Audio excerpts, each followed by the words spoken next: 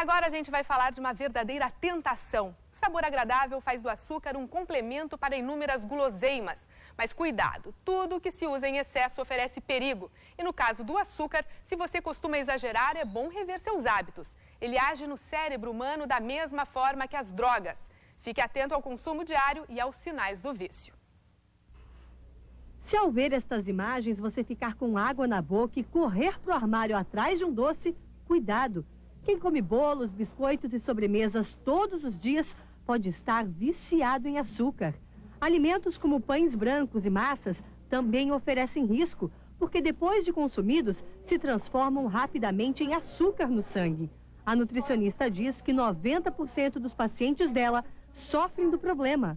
A gente considera, sim, essa pessoa que sente a falta todo dia de um doce, não consegue almoçar e tem um docinho depois, ou aquela chocolatra formiga da família, como uma viciada em açúcar. O açúcar atinge os mesmos canais do cérebro afetados por drogas como a cocaína e proporciona prazer imediato. Quanto mais a pessoa ingere açúcar, mais vontade tem de consumi-lo. Por isso, fique atento aos sinais de perigo. Além da vontade incontrolável de comer doces, falta de energia e cansaço frequentes, intestino desregulado, sobrepeso e excesso de gordura abdominal. À medida que esses hábitos de consumo exagerado de açúcar e gordura vai se perpetuando, ela ganha mais peso. E junto com o ganho de peso, vem outras doenças.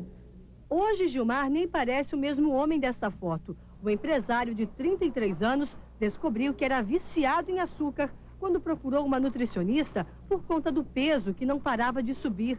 Antes da reeducação alimentar, eu comia açúcar todo dia, né? Toda hora, não tinha isso. Para essa entrevista, o Gilmar trouxe para a gente uma calça que ele usava antes de fazer a reeducação alimentar. Mostra para a gente como é que era antes de você emagrecer quantos quilos? 18. Vamos lá, olha só. Gente, você cabe praticamente em uma perna. Uma perna. Que número era antes? 52. E hoje? 46. Frutas e verduras entraram no cardápio.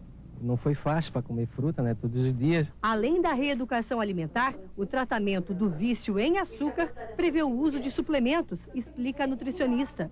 É para minimizar essa perda de vitaminas que ela tem durante o excesso, o consumo de muito tempo do açúcar. Então a gente coloca vitamina B, zinco, magnésio, o próprio cromo, que ajuda nesse grau de insulina, para que a pessoa minimize e sinta menos que o açúcar está diminuindo e continue com aquela sensação agradável de bem-estar que o açúcar causa. Hoje, todo dia, às 5 horas, eu tomo esse suplemento para não precisar comer açúcar, né?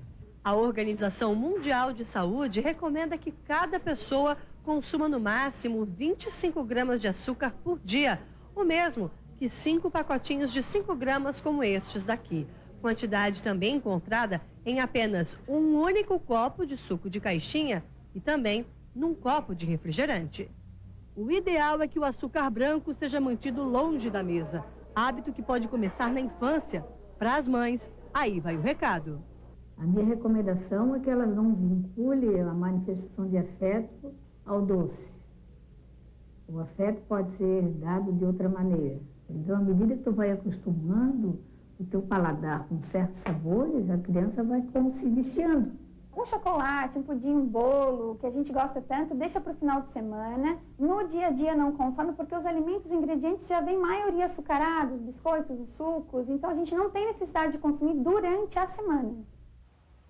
Bom, eu converso então com a nutricionista Alessandra Guerra. Boa tarde, Alessandra. Boa tarde, Bianca. É muito difícil a gente resistir à tentação, né, de comer um chocolatinho ou deixar só para o fim de semana. Existe algum alimento, algum substituto para o açúcar? Não?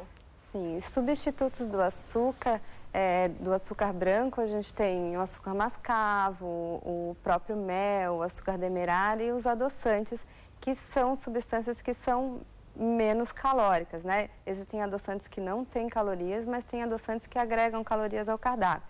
O que a gente precisa cuidar também é que o açúcar branco, ele é uma caloria vazia, ele não tem nutrientes nenhum. Esses outros tipos de açúcar, eles contêm alguns nutrientes, mas têm o mesmo valor calórico. Ou seja, se substituído na mesma quantidade, eles vão continuar aumentando o valor calórico que a pessoa vai estar ingerindo e contribuindo para o ganho de peso, né? Só com nutrientes. Mas com alguns nutrientes. E os adoçantes, é importante a gente ter alguns cuidados, porque adoçantes em excesso também não faz bem. Existem adoçantes que são derivados de substâncias naturais, como a estévia, a sucralose, que é derivado do próprio açúcar, mas tem substâncias artificiais, como o ciclamato, a sacarina, que em excesso, a longo prazo, podem trazer uma série de doenças que hoje em dia a gente não tem certeza de quais elas são, mas que a longo prazo elas podem vir a aparecer. Então, para as pessoas consumirem adoçante, o legal é fazer o rodízio dessas substâncias. Nunca utilizar o mesmo tipo de adoçante. Um mês usa o ciclamato, um mês a estévia, um mês a sacarina, para ir fazendo esse rodízio e o organismo não se acostumar. Mas o melhor ainda é você aprender a gostar, aprender a saborear o gosto dos alimentos, né? Porque muitos alimentos já trazem o seu próprio açúcar. Por exemplo, as frutas têm a frutose da fruta, né? Que é um tipo de açúcar. Os laticínios têm a lactose, que é um outro tipo de açúcar. A gente está desabituado assim mesmo, né? E a gente ouve falar muito hoje em nível glicêmico, né? Explica pra gente o que é isso. O índice glicêmico é quanto um determinado alimento vai aumentar a tua glicemia. Tá? Existem curvas de índice glicêmico que elas sempre são comparadas ou com açúcar ou com pão branco, né?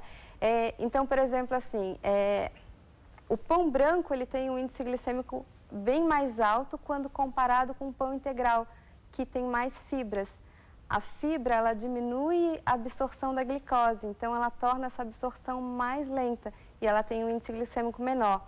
Hoje em dia a gente não precisa cuidar só mais do índice glicêmico quando se fala de diabetes, mas para perda de peso também, porque se você altera a sua glicemia muito durante o dia, isso favorece o ganho de peso. E como é que a gente pode fazer então para consumir um alimento e não elevar tanto o índice glicêmico no organismo? Sempre misturar essa refeição com algum tipo de fibra. Então, por exemplo, se você come um pão branco, a tua glicemia aumenta muito rápido, você libera bastante insulina, que é o hormônio que metaboliza esse açúcar, e a sua glicemia baixa lentamente.